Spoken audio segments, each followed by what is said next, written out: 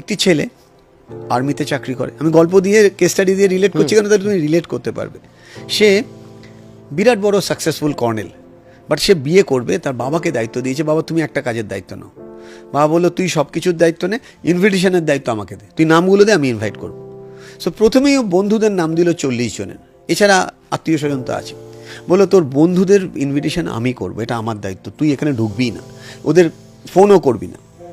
বিয়ের ঠিক আগের দিন ছেলে 3বার বাবাকে জিজ্ঞেস করছে সবাই আসছে তো, বলে ডোন্ট ওয়ারি, তুই কালকে সকালবেলা থেকে দেখ সবাই আসবে। যথারীতি সকালবেলা যখন দেখছে বিয়ের ঠিক আগের মুহূর্তে, ও দেখতে পাচ্ছে ওই 40 জনের মধ্যে মাত্র 3 জন এসছে। কিন্তু বিয়ের সব কিছু অ্যারেঞ্জমেন্ট হয়েছে, ওর মন খুব খারাপ, বিকজ ও যাদেরকে সব থেকে বেস্ট ফ্রেন্ড ভাবতো তারা কেউ আসেনি।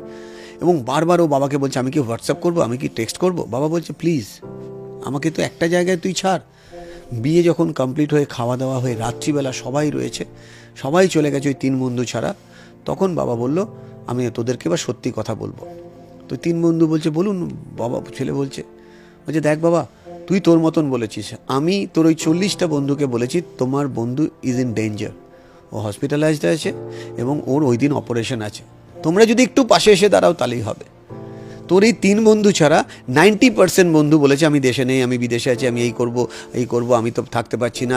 3 জন তো নাম্বারই ব্লক করে দিয়েছে, আজকে সকালেও SMS করেছি তোমরা আসছো তোর অপারেশন। তাহলে তুই বল, তোর ওই বিয়ের খাওয়ার সময় এসে আবার চলে যাবে, ওই বন্ধুরা তোর জীবনে বন্ধু হওয়া থাকার দরকার না জেনুইন যে সে বেশি দরকার। তখন ছেলে কেঁদে বাবাকে জড়িয়ে ধরেছে। মানে আপনি কোনটাতে অ্যাটাচ হবেন, কোনটাতে ডিট্যাচ হবেন, এটা যদি আপনি না বোঝেন, তাহলে সাকসেস অ্যান্ড ফেলিওরের পেন কিন্তু আপনাকে নিতে হবে। বিকজ আপনার কনসিকোয়েন্স বাবা মাও নেবে না, অন্য কেউ নেবে না। মানে সাকসেসফুল হলে আপনি খুশি, ফেলিওর হলে আপনার মন খারাপ, তার মানে you are control by external situation. Yes or no?